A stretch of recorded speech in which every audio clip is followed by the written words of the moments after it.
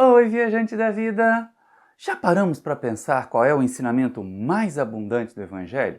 Pois é, você vai dizer assim, Jesus ensinou preponderantemente o amor. É verdade. E aí nós vamos nessa próxima viagem aprender o que essa força tão poderosa é capaz de transformar verdadeiras feras em criaturas sublimadas, em anjos. Então, enquanto roda a vinheta, você já aproveita, se inscreve aí no canal, acione o sininho para receber as notificações, pode deixar um like agora para não esquecer, se não gostar no final você pode mudar para dislike, mas acima de qualquer coisa, gostando ou não gostando, olha a barrinha aí embaixo e deixa um comentário para nós. Desde já, obrigado e boa viagem!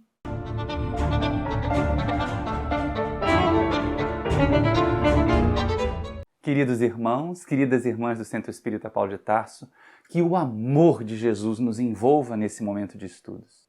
Quando nós pensamos o que nos cria, o que nos faz caminhar, o que nos leva a progredir, nós vamos sempre retomar a questão número 1 aqui do Livro dos Espíritos. Quando Allan Kardec pergunta: que é Deus? E aí os Espíritos respondem: causa primeira de todas as coisas, inteligência suprema.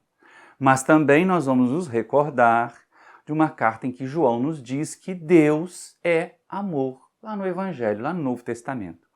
E aí, juntando essas duas informações, nós perguntamos assim: mas gente, por que Deus nos criou? Pensa bem.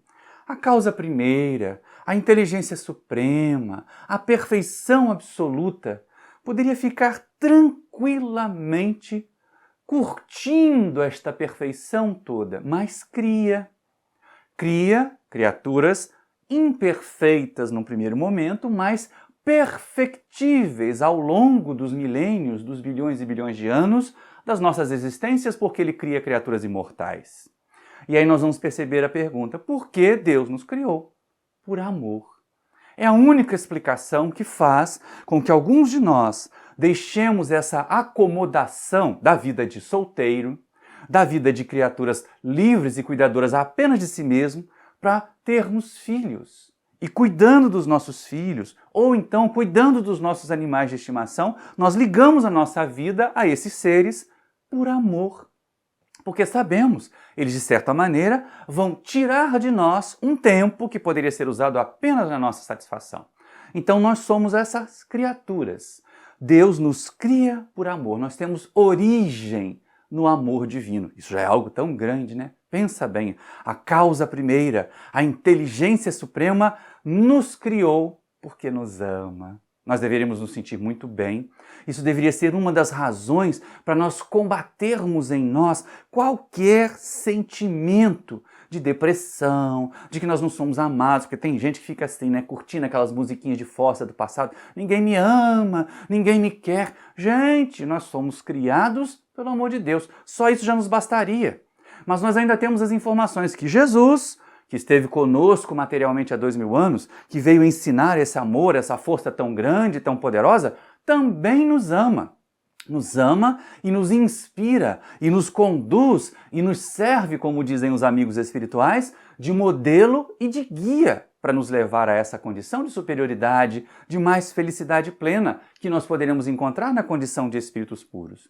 E aí nós vamos perceber isso. O amor é a maior força do universo. É o amor que mantém a harmonia do universo. As leis divinas, que são sim justas, também estão todas elas permeadas por esse amor sublime, que faz com que tudo tenha uma razão de ser, até mesmo os processos dolorosos, até mesmo as adversidades, elas vêm como despertadores para aqueles de nós que de alguma forma deixamos o amor arrefecer em nós. Porque se nós temos origem no amor divino, nós temos a necessidade de pôr essa força criadora e organizadora em movimento. Nós poderíamos até fazer um paralelo. Nós imaginamos na nossa fonte, na usina maior de afetividade e de amor que nós temos, que é Deus, aquela origem de tudo que nós somos e sentimos. Então nós temos também em nós a força do amor. Nós temos também em nós esta energia criadora. E aí nós poderíamos assemelhar as criaturas gentis, generosas, que amam muito, que distribuem o amor, há aquelas criaturas também gentis e generosas, que tendo em suas casas uma despensa abarrotada de gêneros, sempre distribuem, sempre fazem um bolo, levam para os vizinhos, sempre compartilham, servem um café, um lanche farto quando recebem uma visita, ou seja, põem o amor em circulação. E exatamente porque elas esvaziam as suas despensas, compartilhando com os outros também se sentem estimulados a fazer o mesmo.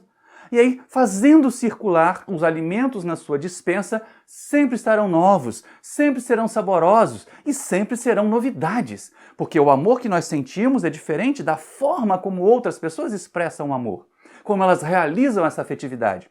E aí, lógico, nós nos complementamos numa sociedade que é um grande mosaico de afetividades. E todas as vezes que o amor arrefece ou ele é negado, a gente vê a sociedade adoecer. Também poderíamos assemelhar essas criaturas aí, egoístas, mesquinhas, que amam com muita parcimônia, que se negam a amar. Ah, eu não vou amar porque eu posso ser traído. Ah, aquela criatura não merece o meu afeto. Tem gente que é assim.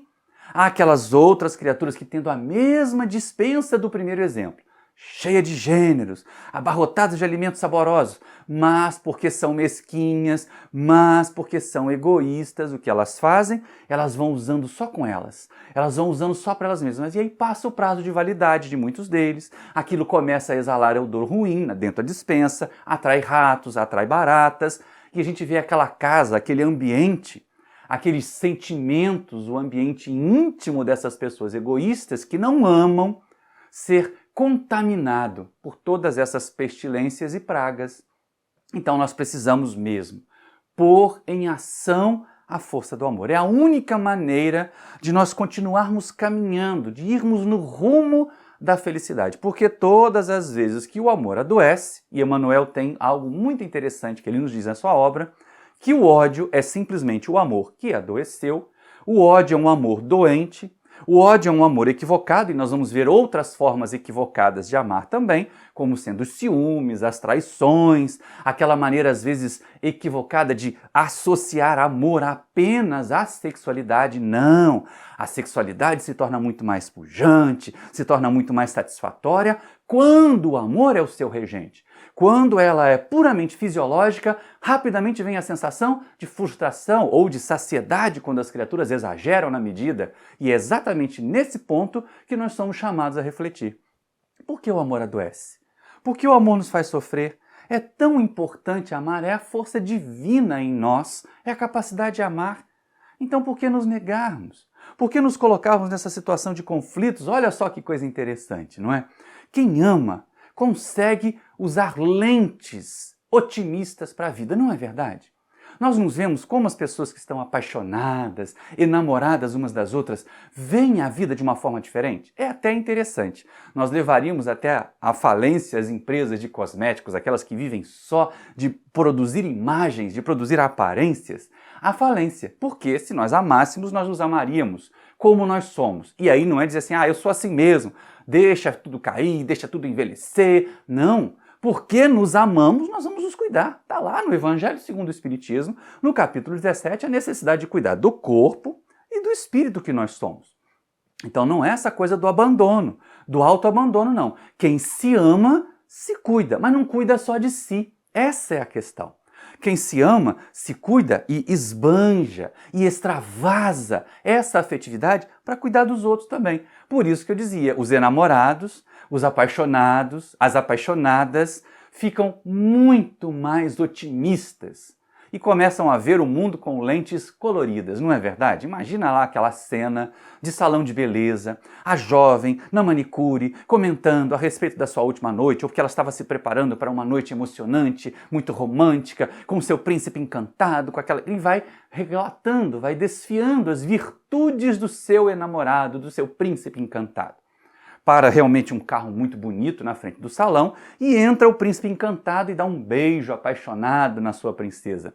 E a manicure que estava com um ciúme danado, que estava quase arrancando o bife lá da outra, porque ela não tinha um príncipe daquele jeito, olha para o príncipe e ele parece um colchão amarrado no caminhão de mudança, né? Mas como ela ama aquela criatura, para ela ele é belo. Para ela ele é lindo. A mesma coisa acontece com os homens. Não são só as mulheres que têm essa mudança nas lentes da vida quando estão amando. Os homens também. Nós também passamos por esse encantamento, muitas vezes, que na verdade não é encantamento, é que nos ajuda a ver o melhor em cada criatura. Olha que interessante, né? Quem ama não vai ser cego às imperfeições do ser amado, mas ele vai conseguir ver a melhor parte de cada um de nós, que é amado, e ajudar a corrigir e ajudar a aprimorar aquelas partes que ainda não são tão boas assim, né? Mas voltando à questão aqui, imaginemos agora o lado masculino desse encantamento, dessa nossa lente otimista de quem ama. O jovem está lá na academia, fazendo a sua musculação, se exibindo para os colegas, fazendo aquelas poses no espelho que de vez em quando eu vejo lá na academia que eu frequento, acho aquilo tão esquisito, mas é interessante porque as pessoas gostam de se ver belas. E aí falando da princesa maravilhosa, que ela aprende a cozinhar, que ela sabe cozinhar muito bem, que ela não pede para rachar a conta do restaurante quando eles vão, né, falar, permite que ele seja gentil. Essa é uma coisa que muitas vezes a gente vê nessas brigas todas, tantas colocações que poderiam ser feitas de uma forma mais simples, não tem nem obrigatoriedade de rachar a conta, nem de não rachar, gente. Não é por aí que a coisa vai, não é isso que demonstra apreço ou desapreço por uma pessoa ou por um determinado gênero. Por favor, entendamos bem isso. Sejamos muito mais espírito e muito menos matéria. E aí aquele outro jovem que estava lá enciumado, doido para jogar o halter na cabeça do falastrão, ouve o barulho da catraca da academia, passa então a princesa apaixonada e ela parece um boizinho de chuchu, né? Mais roliça em cima, dois cambitos muito finos, chega e se aproxima dele, mas ele a ama. Então, para ele que a ama, mesmo que exteriormente não seja um padrão de beleza, interiormente ele consegue identificar ali uma verdadeira princesa. E é exatamente isso que acontece quando nós amamos. E quando nós nos recusamos a amar, nós nos tornamos pessimistas, nós nos tornamos amargos, todo mundo é ruim, eu tenho que cuidar de mim. Não é assim que pensam as criaturas que não põem em circulação a força do amor? E não fazem as uniões serem baseadas no amor, elas são uniões cheias de espinhos, cheias de dificuldades, começam a aparecer esses afetos adoecidos, como nós falamos lá e como Emmanuel fala também, em que os ódios acabam sendo a raiz dos relacionamentos, em que os ciúmes, as traições ficam ali vigentes. É muito difícil viver desse jeito.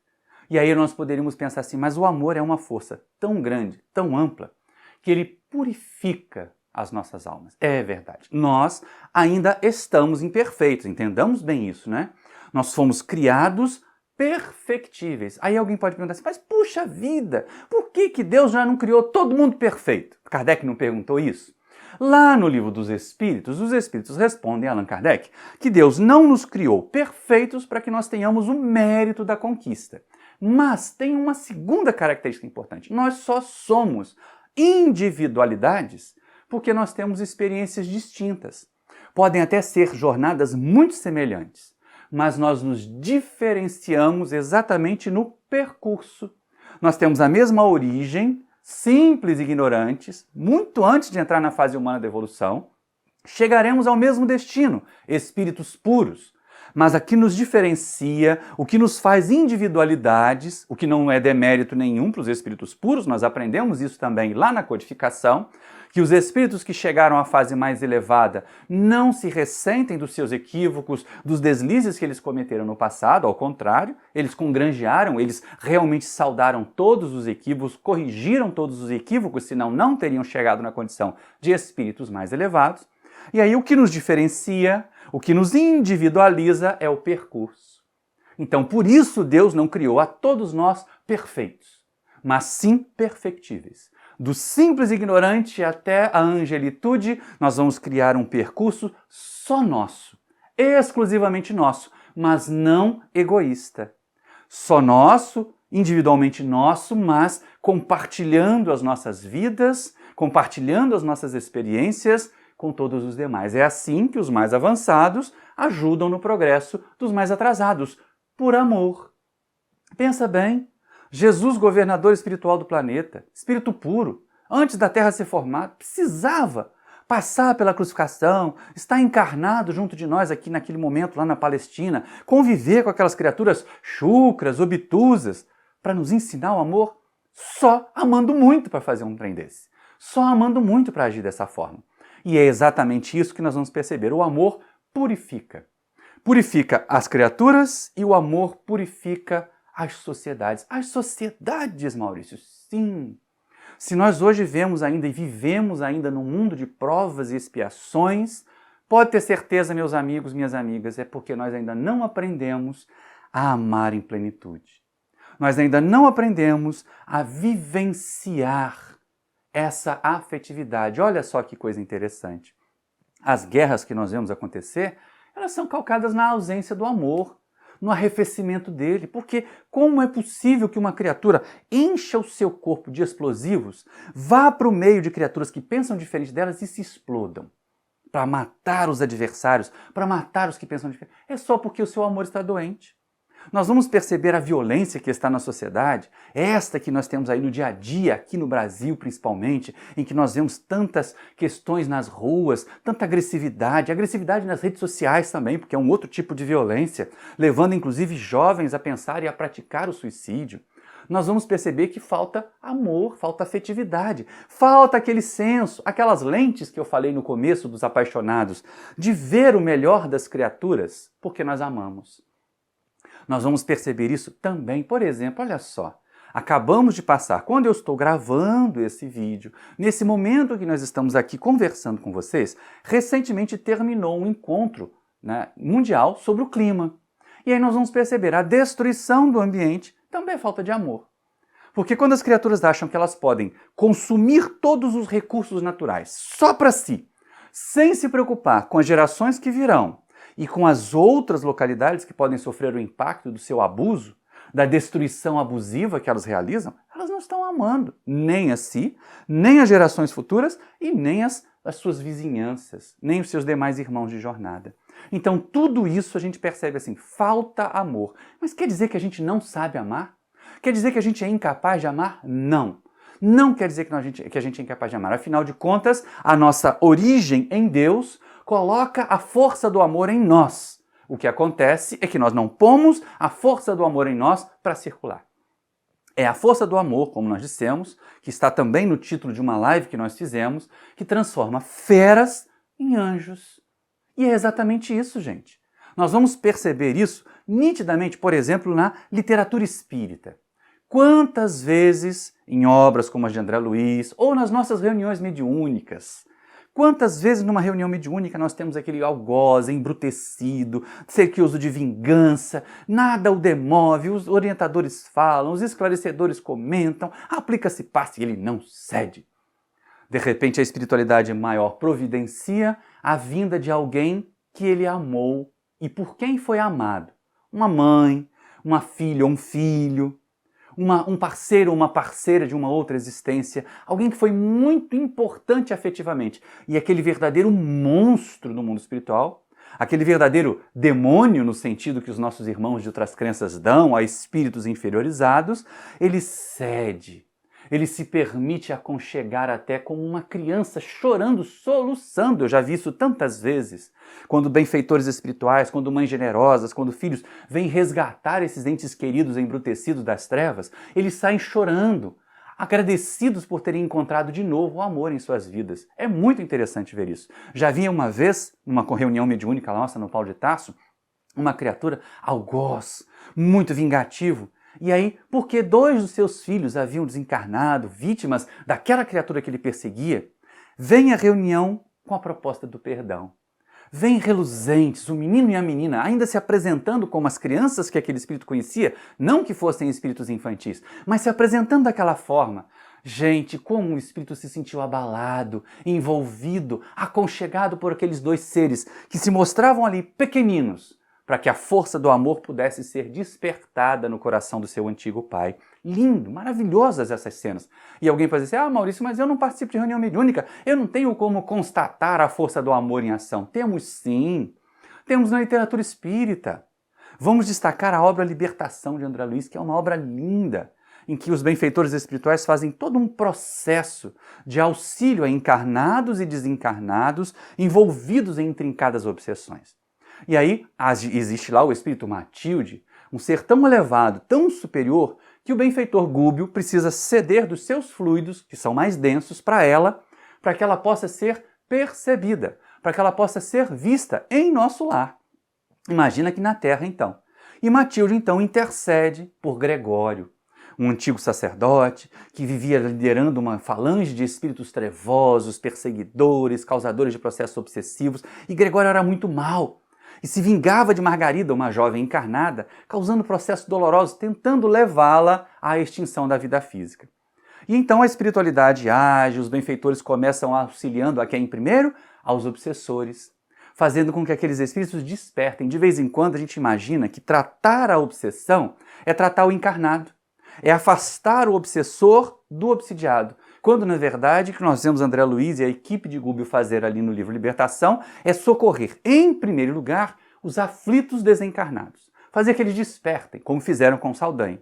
Depois, então, eles conseguem mais facilmente despertar e ajudar os encarnados, porque de vez em quando a gente não colabora, né? A família da Margarida não ajudava a esse reequilíbrio, pelo apego material que eles tinham. Então a espiritualidade fez primeiro esse trabalho com os desencarnados para depois poder ajudar o encarnado. E aí no momento ápice do livro, naquele momento crucial em que eles conseguem finalmente resgatar os espíritos todos, Gregório descobre, resolve se vingar, resolve perseguir, resolve trazer de volta os seus antigos tutelados, os seus antigos subordinados, para continuar o processo e vai no encalço de André Luiz, de Gubbio, que estavam resgatando espíritos. Num determinado momento, parece que a equipe de André Luiz estaria acuada. E aí Gubbio entra em prece, começa a exalar fluidos mais uma vez e Matilde se mostra, no plano deles, radiante, belíssima, a visão de Gregório. E Gregório, que se sente aconchegado por aquele amor maternal, porque era assim que ela se sentia em relação a ele, e era assim que ele a via como a sua mãe querida, ela o envolve de tal maneira, ela o desperta de tal forma que ele se permite, como uma criança, acolher no colo dela e ser levado depois pela equipe de André Luiz também para ser socorrido no mundo espiritual. O amor é capaz disso. O amor é capaz destas transformações. Não vamos imaginar que nós poderemos, é claro, com um édito, ou com uma determinação, ou com um decreto, estabelecer que todas as criaturas vão se amar. Não, não vamos. Não vamos fazer o amor imperar na Terra por decreto. É um exercício diário. Daí a lição do Evangelho mais abundante será do amor, porque Jesus exemplificou essa lição de tantas formas, de tantas maneiras, que as criaturas acabaram tendo que se convencer que era importante. E nós também nos convenceremos. Vamos estudar mais. Vamos mergulhar em Jesus, seja no Novo Testamento, seja no Evangelho segundo o Espiritismo, vamos mergulhar em Jesus, aprender as lições do Mestre, vivenciar com elas. E aí eu dizia, nós não vamos conseguir mudar a sociedade inteira. Não dá para fazer uma marcha a Brasília para um decreto de amor. Ainda mais nesse momento tão divisivo, tão triste, que as comunidades do mundo, não só do Brasil, mas no Brasil também, e muito gravemente, estamos vivendo de divisão, de cisão, em que as criaturas tomam partidos, ou deixam-se seguir por lideranças equivocadas, obtusas, violentas, que dividem em vez de aglomerar, que dividem em vez de unir a nossa coletividade. E nós espíritas não podemos cair nessa balela. Não podemos ser, como diz Jorge Alahá, do partido dos obsessores, disseminando ódio, disseminando divisão. Não podemos fazer essa mudança brusca, não podemos fazer essa mudança de fora para dentro, mas podemos fazer a mudança de dentro para fora. E se nós não podemos influenciar a sociedade como um todo, nós podemos influenciar um pequeno grupo social, a nossa família.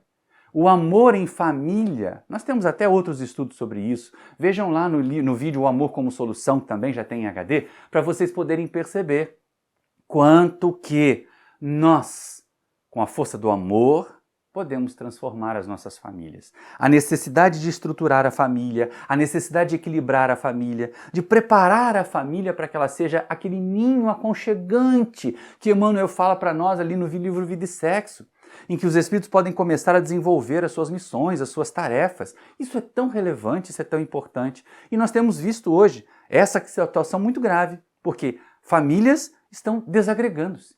Antigamente nós tínhamos as reuniões em torno da mesa, para as refeições, em alguns momentos, porque até na época de Kardec, está lá também um capítulo inteiro no Evangelho segundo o Espiritismo sobre a questão do divórcio e da separação, porque as uniões não eram feitas baseadas no amor, e só as uniões baseadas no amor é que são duradouras, é que suportam as tempestades da vida. Então a gente começa a perceber que naquele tempo de Kardec como agora, a maior parte das uniões ainda não é baseada na lei do amor. É por outras questões, ou por atração sexual, ou por interesse material, ou por interesse político. E aí nós vemos criaturas, famílias, construídas nessas bases frágeis, nessas bases frouxas. A única base sólida para a construção de uma família é a força do amor. E aí nós vamos perceber o quê? Não são famílias, eles simplesmente coabitam, moram debaixo do mesmo teto. Antigamente, como eu falava, tinha ainda a obrigatoriedade de sentar em volta à mesa, de falar, de conversar sobre o dia. Hoje, cada um almoça no janta ou tem a refeição no seu horário, está ocupado com tablet, está olhando para uma tela. A gente tem que fazer uma meia-culpa. Aqui também a gente passa por essa dificuldade. É muito difícil. Daí eu aproveitar em alguns momentos com os meus filhos, estabelecer a nossa hora de convivência. Já que não dá para ter aquela tradicional, que pelo menos a gente tenha algum momento. Mesmo que seja, olha só, mesmo que seja com a desculpa de assistir juntos a algum programa que seja de interesse comum. A gente tem que encontrar alguma coisa que seja de interesse comum. Não dá pra gente impor só os nossos programas para eles, nem nós ficarmos nos violentando assistindo só os programas que eles gostam. Tem que ser algo de interesse comum. Vamos buscar aí? Vamos procurar para aumentar essa convivência na família? Para transformar as nossas famílias em verdadeiros ninhos, como Emmanuel nos ensina? Porque é isso que é importante. Porque é isso que nos vai fazer crescer. E é importante compartilhar, né? Ter essa interação, ter essa cumplicidade entre os cônjuges, entre os parceiros, que são chamados a serem verdadeiros arcos para impulsionar as flechas que são os filhos, que a gente também já tem vídeo sobre isso no canal, lá um curta sobre isso. Então é muito legal, é muito importante que nós nos coloquemos como aqueles que na família seremos as fontes de amor. Ah, Maurício, mas isso é tão difícil. É verdade, é muito difícil. Algumas vezes nós temos aqueles parentes, nós temos a reencarnação de antigos adversários na nossa família. Em alguns momentos, meus amigos, minhas amigas, eu descobri assim, a melhor maneira de viver é até não conviver. Mas sejamos nós a parte branda. Sejamos nós aquela parte que não alimenta a hostilidade. Se as outras pessoas querem continuar hostis, se as outras pessoas querem continuar armando para nos prejudicar, que elas sigam com as suas consciências. Nós seremos simples e como as pombas, mas prudentes como as serpentes, como recomenda Jesus, que também não vamos entregar o nosso pescoço para o carrasco descer o machado, não é verdade?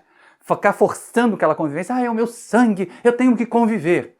Mas sempre no atrito, isso espalha mais infelicidade.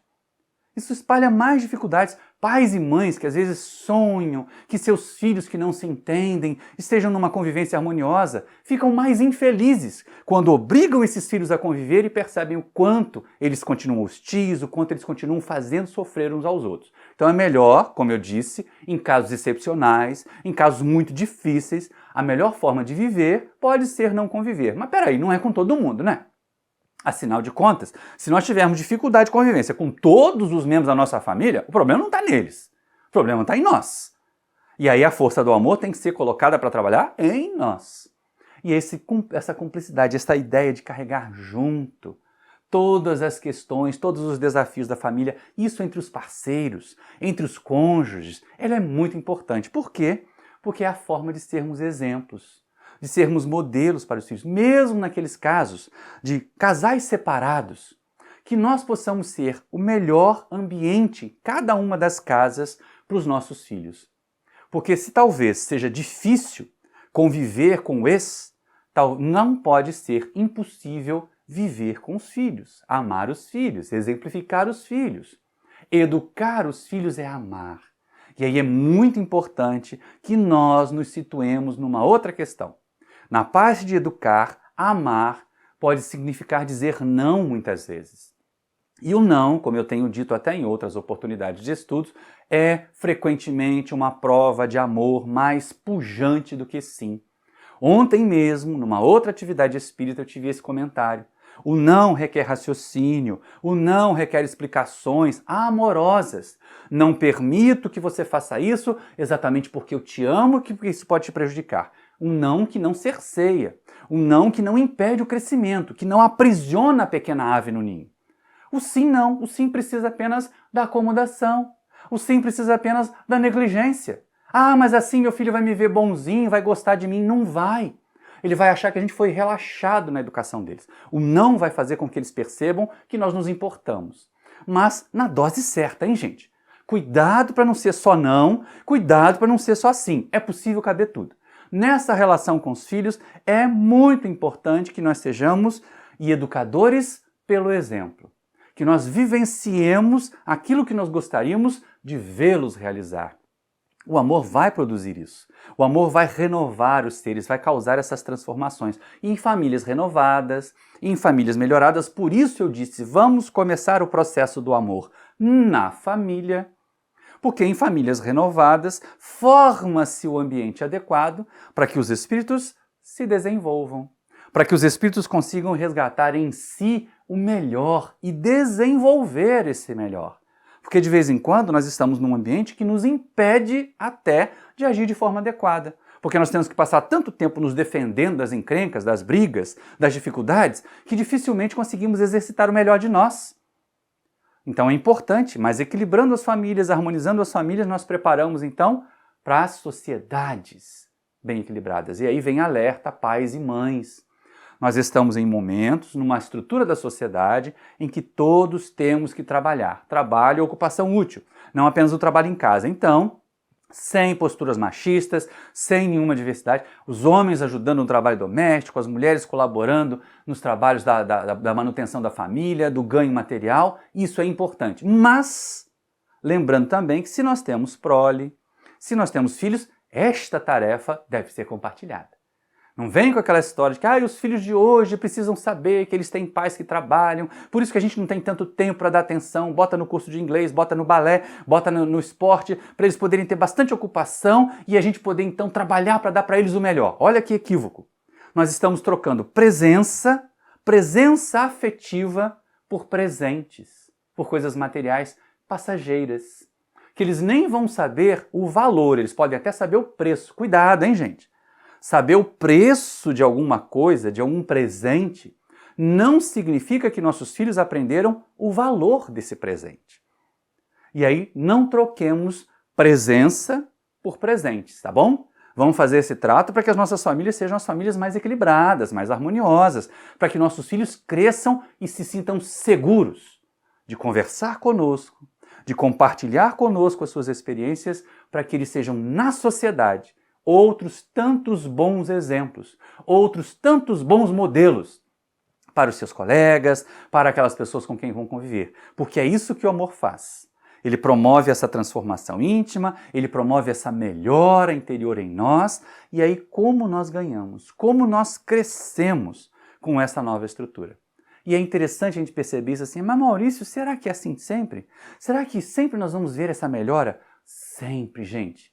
As criaturas podem ser as piores, podem ter cometido os maiores desatinos, porque de vez em quando a gente fica assim, eu já cometi tantos erros, não tem jeito. Pode ser que uma existência, ou em uma existência, a gente não consiga mesmo realizar tudo, toda essa transformação, toda essa superação dos males, mas nós somos imortalistas e nós sabemos que temos mais de uma existência material. Então, lógico, se começarmos agora a pôr a força do amor como um instrumento de transformação de nós mesmos, pode ser que ao final dessa jornada não sejamos assim tão melhores, tão angelicais, mas com o suceder das existências nós vamos nos tornar verdadeiros anjos. É a força do amor que é capaz de transformar feras em anjos. E nós temos uma história para complementar, para ilustrar, e me permitam fazer uma viagem com vocês há alguns séculos. Essa história nos foi mostrada pelos benfeitores espirituais, está em livro nenhum, tá bom? A gente vivenciou algumas dessas experiências, algumas dessas observações em tarefas com o nosso benfeitor espiritual, irmão Assis, que nos permitia, até como alerta, perceber flashes, observar fases da vida dos personagens que nós vamos trazer aqui. Ele nos leva, num primeiro momento, mais ou menos ali para o ano de 1585, no norte da Itália, onde uma família de condes muito nobres cultivava vinhedos, produzia vinhos, eram muito ricos e tinha um filho chamado Lúcio, que na época ele estava com seus 18 anos, sonhando em ser cavaleiro, sonhando em ser aventura, ainda estava tão em moda essa ideia de cavalaria, essa ideia das aventuras da Idade Média, que ele estava ali ainda curtindo isso, aprendendo essas coisas e sonhando dessa forma. Mas ele era simplesmente o primogênito, ele seria o herdeiro de tudo aquilo, ele seria conde também. E aí, Lúcio caminhava pelos parreirais, ficava se imaginando em aventuras, até que num determinado momento, segundo nos foi informado ali por volta do final do mês de abril, já em primavera no hemisfério norte, né, Lúcio caminhava no entardecer e de repente ele se encontra com uma catadora de uvas, chamada Ana, belíssima, um lenço à cabeça, uma mecha dourada de cabelos fugindo do lenço, e ele sentiu seu coração bater acelerado. Ana baixou os olhos enrubescida, porque ela também sentiu. Para nós que somos espíritas, ao olhar essa imagem, foi o que eu pensei. Ao assistir a essa cena, eu via dois espíritos se reencontrando. Para aqueles relatores de romances, eram duas jovens, dois adolescentes se encontrando e se apaixonando. E Lúcio e Ana se apaixonaram perdidamente um pelo outro. Se sentiram, de certa maneira, muito ligados. Era o resquício do passado. Era a voz do ontem clamando naqueles dois jovens. Ela na faixa dos 15 anos, ele na faixa dos 18, e ali estavam a se reencontrar, ou a se encontrar. Mas, e sempre existe um mas, na vida de todos nós, espíritos endividados, sempre vai existir um mas, para que nós despertemos, para que nós corrijamos as nossas faltas, para que nós não cometamos os mesmos desatinos do ontem, o mas vem para nos acordar. Mas Lúcio era conde, Ana era catadora de uvas. Ora, se hoje, no século XXI, já era impossível um relacionamento desse ser bem aceito, bem acolhido na sociedade, imagina lá no século XVI. Quanto que isso não foi complicado. Imagina em 1585, 1586, 1587, quanto que essa relação seria impossível.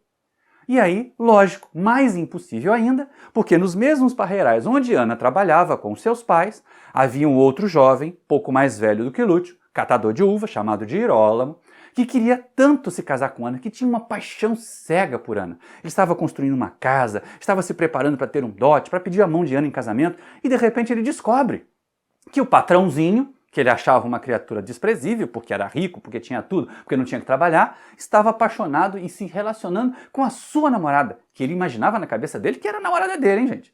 Embora a Ana tivesse verdadeiro horror, verdadeiro asco de se aproximar daquele Girolamo. Mas ele então, percebendo isso, foi até os condes e denunciou. E estourou um escândalo, claro, né? Imagina só, um filho de condes namorando com uma catadora de uvas, com uma plebeia, não ia dar certo. E por mais que Lúcio insistisse que a amava, que era sincero o afeto dele, eles acabaram não aceitando. E impuseram que ele ou se casaria para aumentar a fortuna, ou se vincularia ao clero para poder também aumentar o poder da família. E Lúcio se rebelando, dizendo que amava Ana, que não se casaria com ninguém, os pais então decidem, já que era assim, já que não era pelo casamento que ia aumentar a fortuna e o poder da família, ia ter que aumentar a fortuna e o poder da família pela igreja.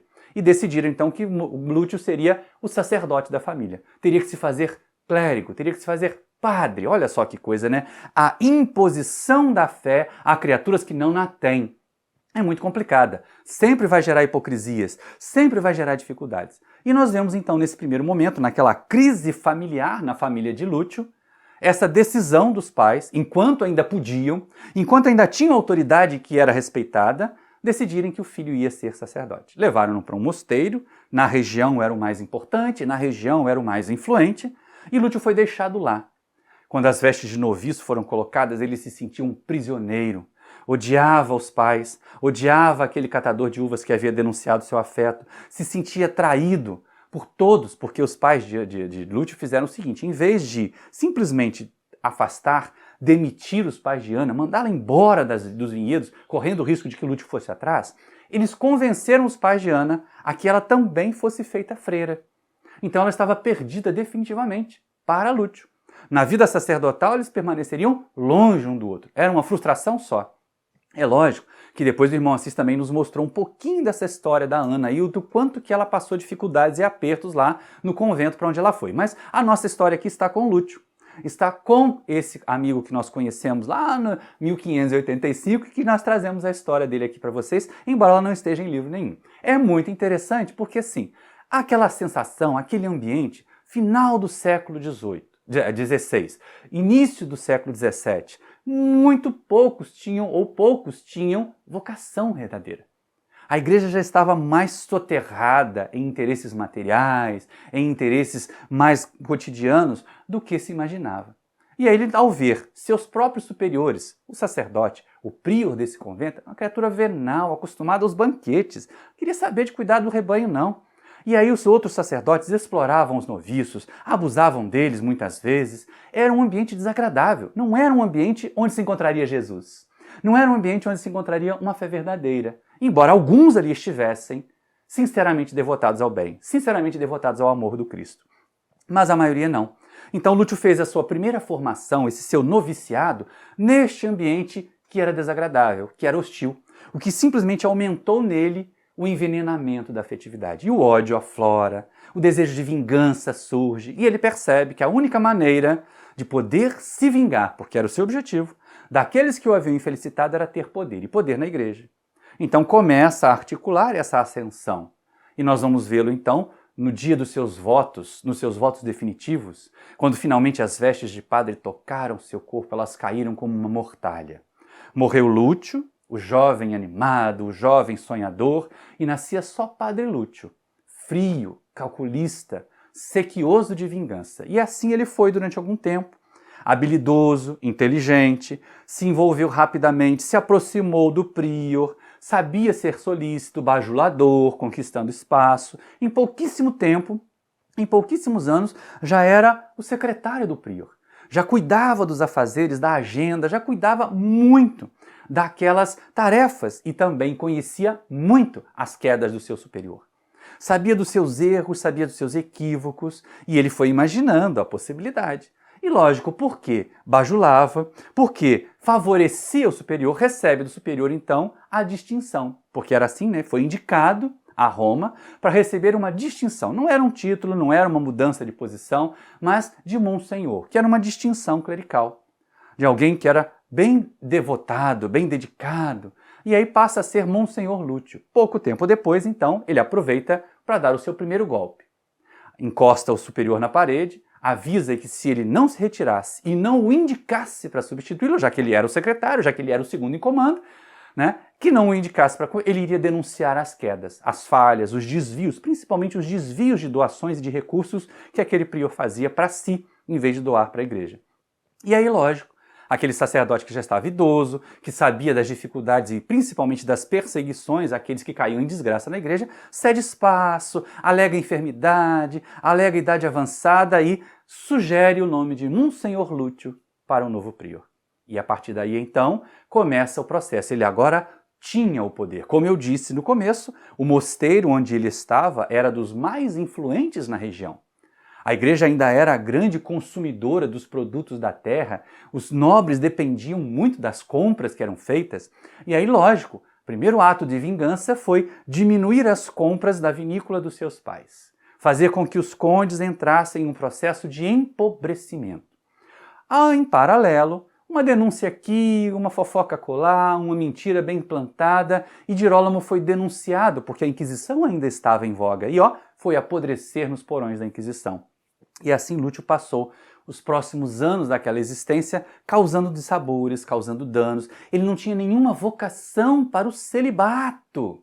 E aí se envolvia frequentemente com algumas jovens das aldeias vizinhas, até que num determinado momento uma jovem se aproxima dele, sabendo da sua origem, e é aquela velha história, né? A raposa sempre vai encontrar outras raposas, que nem sempre vão estar ali vestidas de raposas, podem estar vestidas de ovelhinhas ou de pombinhos. Mas Maria, que era uma jovem interesseira, uma jovem pobre de aldeia, que imaginava poder ascender socialmente através de um casamento com um homem rico, com um nobre, se aproxima de Monsenhor Lúcio sabendo que, embora não pudesse se casar com ele poderia ser para ela uma ponte em relação aos condes, em relação àquela família poderosa de onde ele vinha.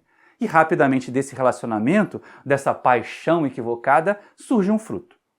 Maria, muito esperta, se distancia, se afasta, deixa o período da gestação passar e nasce-lhe a criança. Um pequeno mirrado, que ela deu o nome de Carlo, que ela preparava como sendo a grande ponte, afinal de contas ela agora era a mãe dos netos de uns condes. Talvez alguma coisa de bom poderia surgir daí. E ela foi hábil assim, deixou que Carlo amadurecesse, crescesse um pouquinho. Quando ele tinha mais ou menos 2 anos, ela foi então à fazenda dos pais de Lúcio, imaginando ser recebida ali como a nora, imaginando ser recebida ali como a mãe do neto, do herdeiro daqueles condes. Que nada! Primeiro, a fazenda já estava bem decrépita, né? Já estava bem decadente, porque havia empobrecido. Só o não comprar da igreja dos seus vinhos, das suas uvas, fez com que a família empobrecesse bastante. E aí, quando os condes a receberam, ela veio com um discurso que ela havia ensaiado por mais de 2 anos. Aqui está o vosso neto, é filho do vosso filho. E eu não tenho como cuidar deles, venho em busca de ajuda. E os condes riram dela. Os condes debocharam de Maria. Vai-te daqui, mulher infeliz, por acaso achas que nós vamos dar um centavo que seja para este bastardo? De maneira alguma. E não imagines que um escândalo te caia bem, porque nós sabemos bem como é pesada a mão vingativa do nosso filho. Eles sabiam, eles estavam experimentando o ódio de Lúcio. E aí Maria então sai dali, decepcionada, leva a criança embora, deixa a criança com a mãe dela e se mete na vida em aventuras. Afinal de contas, ela era uma mulher solteira que tinha filhos. Não encontraria um casamento naquela sociedade do século XVII de jeito nenhum.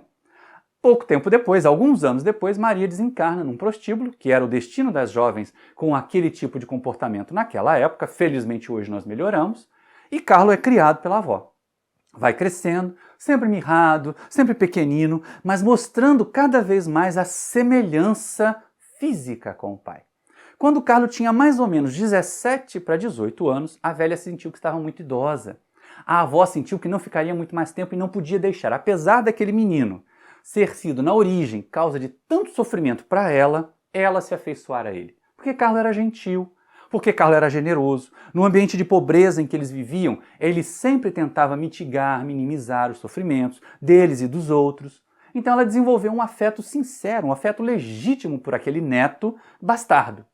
E aí então, imaginando e sabendo da origem dele, e sabendo que ele não poderia ficar desamparado, porque seria muito difícil, ele era realmente frágil e doentio fisicamente, ela procura o mosteiro de Monsenhor Lúcio. Saberia que ali abrigado ele teria pelo menos um futuro, um destino no clero. E ele tinha certa vocação para isso. Mostrava isso muitas vezes nas missas, nas reuniões religiosas, nas suas participações ali na paróquia. Então ela chega ao mosteiro, pede para ser atendida, vem ao seu encontro o secretário de Monsenhor Lúcio. E ela diz, olha, eu trouxe esse meu neto, eu estou velha, não vou conseguir viver muito mais tempo, ele tem vocação para o sacerdócio, gostaria que ele fosse acolhido entre vós e que se tornasse um padre. E o secretário de Monsenhor Lúcio olha para aquele menino magrelo e diz assim, ah não, o mosteiro está cheio, era mentira. Não tinha tanta vocação assim, só que Carlo não tinha dote, não levaria para a igreja nem dinheiro nem poder. E aí ele não queria recebê-lo, então a velha chama o secretário de lado, deixa Carlo junto com o noviço que os recebeu e conta, olha, mas esse menino é filho do seu superior. É filho de Monsenhor Lúcio. E aí o secretário de Lúcio ficou branco como uma vela de cera, ele não podia imaginar. Vai que Lúcio sabe disso.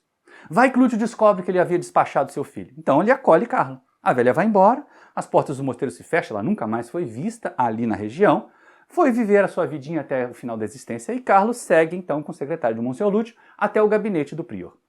Chegando lá, ele ainda assinava alguns documentos, punha o seu sinete em outros, e nós vemos que, de repente, quando Lúcio levanta os olhos e olha para Carlo ao lado do seu auxiliar, foi a sua vez de ficar branco como uma vela de cera. Afinal de contas, apesar de magro, apesar de esquálido, apesar de uma aparência faminta, Carlo era um retrato vivo de como ele, Lúcio, era quando tinha aquela idade. E ele percebeu, seu coração começou a pulsar, alguma coisa nele dizia... Vinha o amor a despertá-lo. Olha que coisa interessante, né? Mesmo essa criatura soterrada em equívocos, mesmo essa criatura soterrada em crimes, tinha um sentimento por alguém, que ele nem sabia que existia. Ou se sabia que existia, tentava ignorar. Mas ali agora, diante da realidade, ele sabia que tinha um filho. E aí o menino é posto para fora do gabinete, o secretário conta a sua origem, só confirma o que o Lúcio já imaginava, e ele então acolhe aquele filho como um noviço.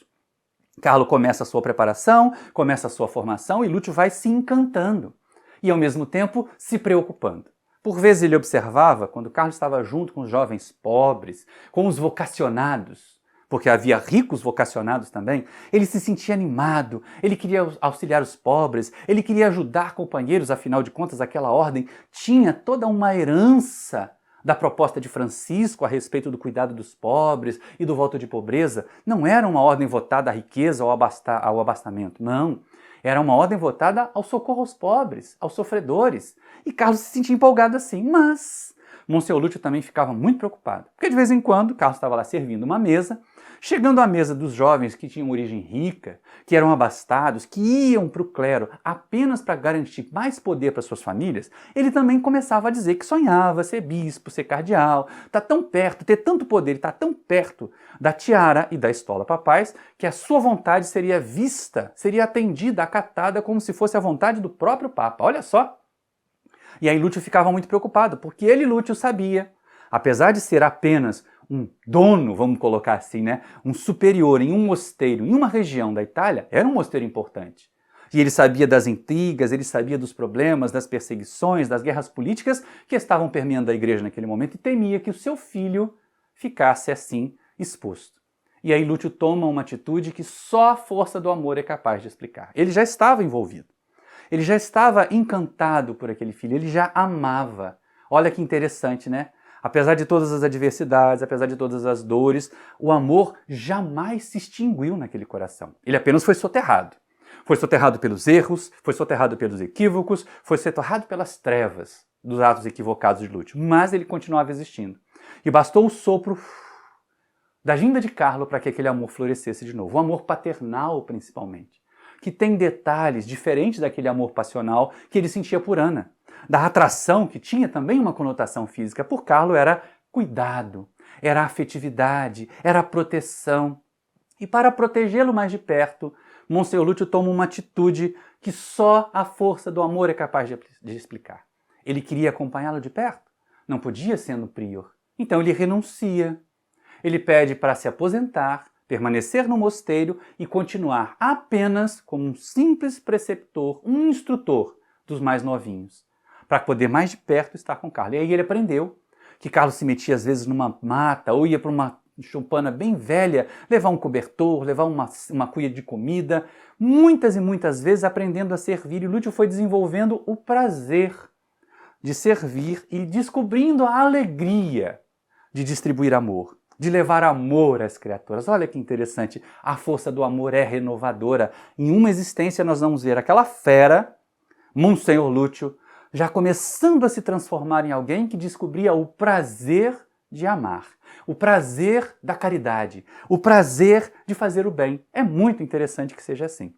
E o tempo foi passando, o Carlo foi continuando e concluindo a sua formação até que, e aí nós dizemos de novo, da mesma forma como dissemos no encontro de Lúcio e Ana, temos agora na existência, na convivência de Monsenhor Lúcio e Carlo, existe sempre um mas na vida daqueles que espalhamos espinhos em torno de nós.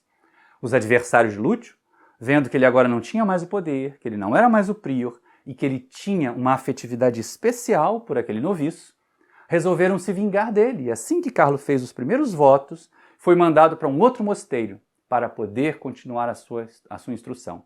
E Monsenhor Lúcio se sentiu pela segunda vez na vida a sua alma rasgar-se de afetividade e dor, porque ele estava mais uma vez sendo distanciado de um ser que amava tanto. Mas agora já estava maduro. Agora já estava ali pela faixa dos 45, 50 anos, ele já tinha condições de entender que o fato de Carlos estar longe, de fato de Carlos nem saber que ele era seu pai, não o impediria de amar. E já que ele não podia dedicar tanto afeto àquele jovem, poderia amar os outros jovens noviços, poderia amar os jovens em torno das aldeias, e se tornou aos poucos, com o passar dos anos, uma criatura generosa, uma criatura gentil. Percebeu que o mosteiro era muito árido, muito temido pelas paredes enfumaçadas, já cinzentas, e resolveu cultivar em torno das terras do mosteiro um jardim, ao longo dos anos, e foi se passando ali 1 ano, 2, 1 década, 2, 3, 4 décadas. E nós vemos que todos os adversários, todos os que conheciam o passado sombrio de Monsenhor Lúcio, já haviam partido. Lembra bem, gente, é século XVII. Nós não tínhamos essa expectativa toda de vida. Era raro que alguém, como Lúcio, chegasse aos 85 anos de idade. Como acontece, como nos foi permitido conhecer em 1652. Monsenhor Lúcio já era um ancião, de cabelos bem brancos, o corpo encurvado, mas cultivador de um jardim belíssimo em torno das propriedades do mosteiro. Reconhecido como um ancião generoso, como um padre generoso, que sentava nas praças, que conversava com os jovens, que levava pão para os famintos, que visitava os enfermos nas suas casinhas, nas suas aldeias. Ele foi se transformando em uma criatura mais gentil. E aí, no entardecer, coincidentemente também de abril de 1652. Monsenhor Lúcio voltava de uma das suas jornadas, de uma das suas peregrinações matinais às aldeias, para conversas com jovens, para orientação aos casais. E no meio do caminho ele encontra um outro jovem, mais ou menos dos 18 anos, chorando copiosamente à beira do caminho. E ele pergunta o que houve, e o jovem se identifica como Piero, que seria mais ou menos um diminutivo de Pedro ou de Pietro.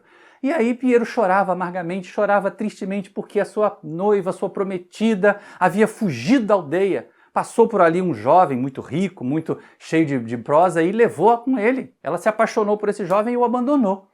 Então Monsenhor Lúcio entendia muito bem essas dores da afetividade, não é? Ele conhecia de perto, ele vivenciara essas dores da afetividade. Ele se abraçou a Piero e deixou que Piero chorasse. Paternalmente ofereceu o seu regaço àquele jovem para que ele chorasse.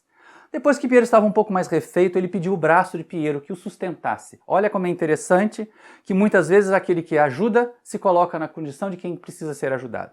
Pediu apoio a Piero, porque ele estava velho, precisava caminhar até o mosteiro, e eles foram caminhando e chegaram então aos jardins que Monsenhor Lúcio cultivava. Os primeiros que vislumbraram eram canteiros de rosas, belíssimas, rubras, perfumadas. E aí Lúcio fez uma parada para respirar, para descansar, e aproveitou para perguntar a Piero: Piero, o que você vê? E ele diz assim: eu vejo rosas, rosas belíssimas, perfumadas. E Monsenhor Lúcio diz assim: meu filho, os relacionamentos entre aqueles que se amam, na época em que eles estavam conversando, entre os homens e as mulheres. Hoje nós temos relacionamentos diversos, mas que são afetivos e são amor também. Os relacionamentos entre os homens e as mulheres são como essas rosas. São lindos, exuberantes, vistosos, perfumados. Mas, se nós não tivermos cuidado, ou nós vamos nos espetar nas hastes, ou a nossa brutalidade vai fazer que as rosas se despetalem. E Piero teve um súbito choque. Ele pensou: será que ele está dizendo que eu fui bruto com a minha amada? Parou de chorar, parou de soluçar. Mas Lúcio tinha respirado, tinha feito seu discurso e continuaram caminhando. Mais adiante, já quase às portas do mosteiro, um outro canteiro se delineava para eles, até perder de vista, dourado, girassóis. Ai, como os girassóis são lindos! Ah, como eu amo os girassóis até hoje! E aqueles girassóis que pintavam de dourado aquele ambiente, ele pergunta: então, filho, o que você vê agora? Agora, diz Piero, eu vejo um canteiro de girassóis que cobrem as vastidões até onde as minhas vistas alcançam.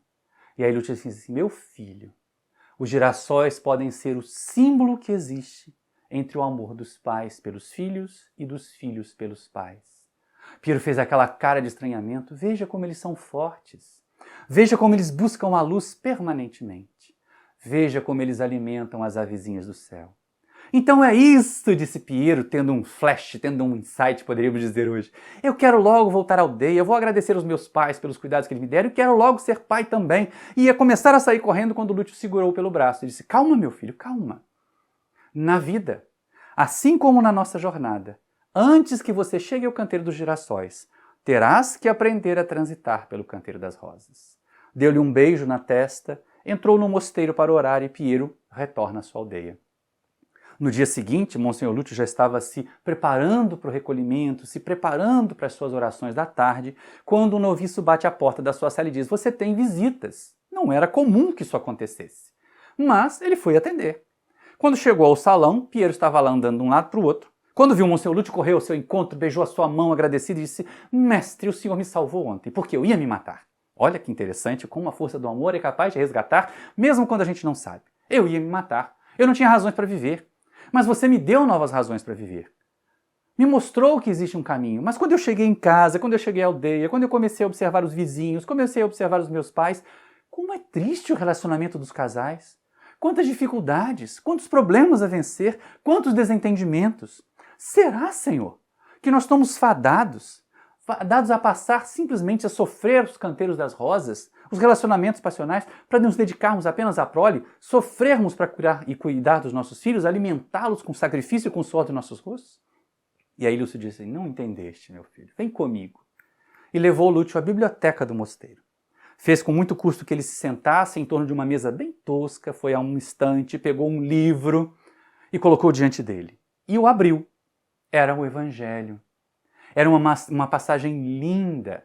em que Jesus, sendo afrontado pelos fariseus, nos dava as 3 lições de amar em 2 frases, não é? Amar a Deus sobre todas as coisas, amar ao próximo como a nós mesmos.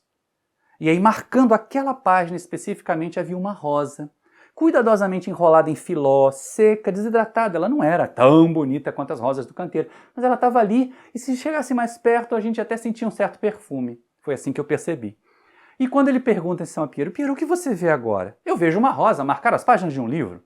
Não, meu filho. Observa bem. Esta rosa guarda a mais sublime mensagem de amor que Jesus nos trouxe.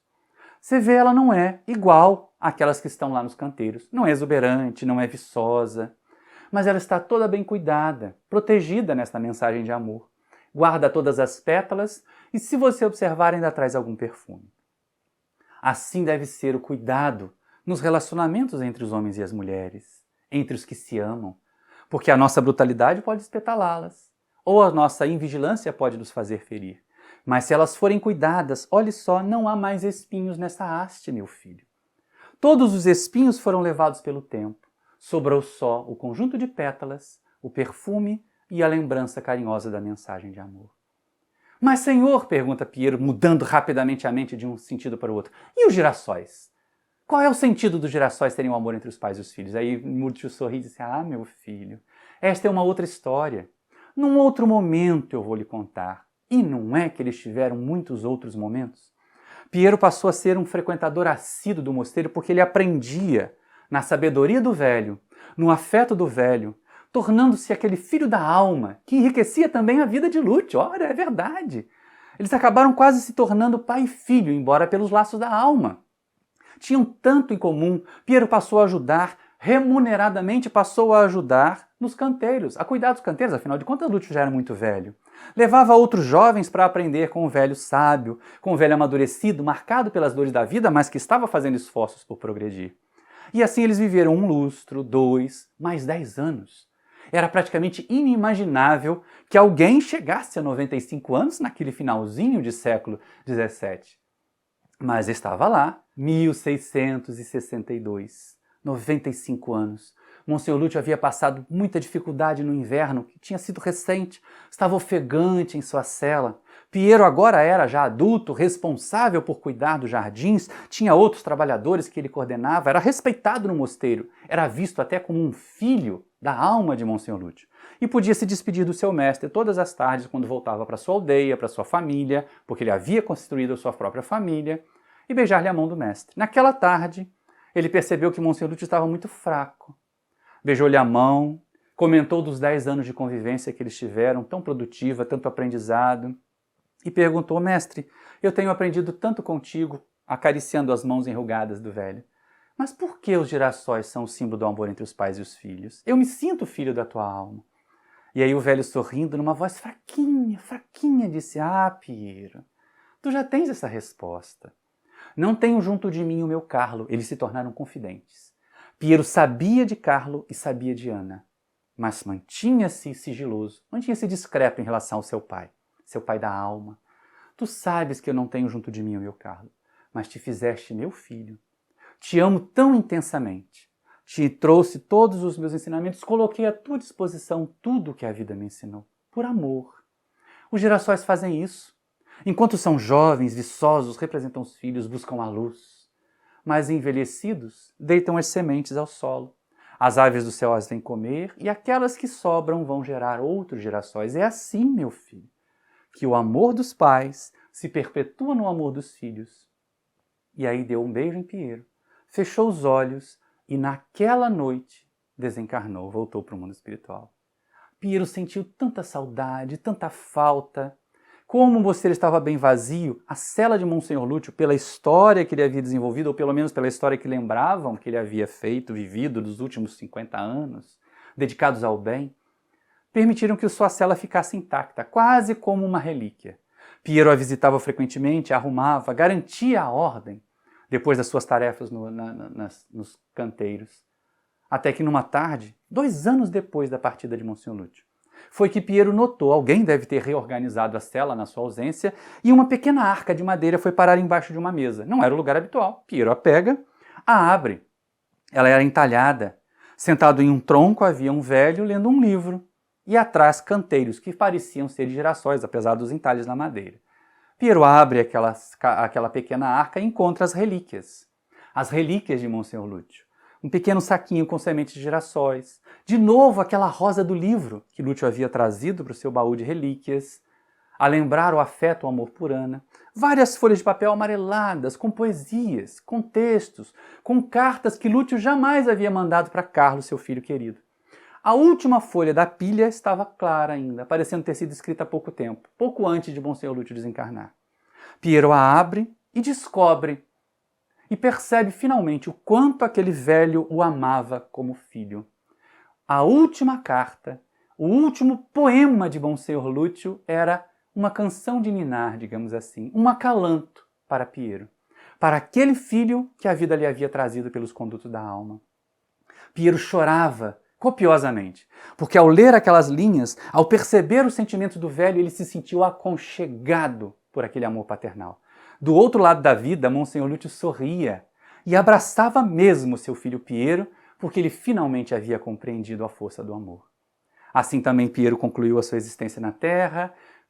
Lúcio foi recolhê-lo, foi ampará-lo, foi recebê-lo no mundo espiritual. Eles planejaram uma nova existência que no século XVIII se concretizou num mosteiro. Foi pouco produtiva porque eles tinham pouco a fazer, mas como a força do amor transcende, como a força do amor é capaz de superar todos os obstáculos, o ocaso do século XX, a alvorada do século XXI reuniu finalmente, depois de muito trabalho, para que Lúcio fizesse os seus resgates derradeiros e que Piero pudesse desenvolver-se ao lado do seu amado pai. A vida reúne na condição de pai e filhos biológicos, a Piero e a Lúcio. E é nessa força do amor que a espiritualidade nos permitiu conhecer nessa história que eu compartilho com vocês, que nós podemos também ler e, de certa maneira, não sabemos por qual mecanismo, traduzir do italiano para o nosso português os versos do acalanto para Piero. Nossa emoção é tanta que não temos condição nem mesmo de declamar todas elas, sem que nos fiquemos embargados. Então eu vou compartilhar com vocês aqui, a partir de agora na tela, para que nós juntos possamos, com Piero e com Lúcio, sentir as vibrações do acalanto para Piero, em que Monsenhor Lúcio diz ao seu filho assim: tenho braços fortes, doce filho de minha alma, para abrigar-te, proteger-te, guardar-te junto ao meu peito, fazer-te dormir, qual anjo de luz que és, ao som das suaves batidas do meu coração de pai. Tenho olhos bem vivos, doce luz da minha vida, que te podem ver ainda quando não estás aqui. Percorrem o mundo todo, se necessário for, para ver tuas conquistas, teus passos na luz, no bem. São olhos que reluzem, chispas de um sol que brilha no meu coração de pai. Tenho mente e coração, doce menino que me encanta, para buscar o melhor de mim e ofertar-te por dádiva de amor. Deixa-me guiar-te para a luz e para o bem, fazer-te sábio e bom, mais que um homem, um anjo de paz e amor, a grande, a verdadeira força do meu coração de pai. Ah, doce filho de minha alma, sigo os teus passos, vejo o teu progresso, te aconchego em meu peito e velo teu suave sono. Felicidade sublime, amar-te tão intensamente, sentir que és parte de mim, amigo, companheiro, meu filho, meu amado, meu doce menino. A minha felicidade é amar-te, cantar este suave acalanto e te fazer dormir, contar histórias tão simples e te fazer sorrir. Meu filho amado, o teu sorriso é o meu sol, a minha força de vida. Mesmo que eu me vá, este amor é tão forte que estarei sempre contigo. Sentir-me-ás todos os dias, em teu coração, em teus pensamentos. Agora dorme, minha amada criança. Em meus braços fortes estás seguro e em paz. Junto ao teu coração, eu sei que sou feliz.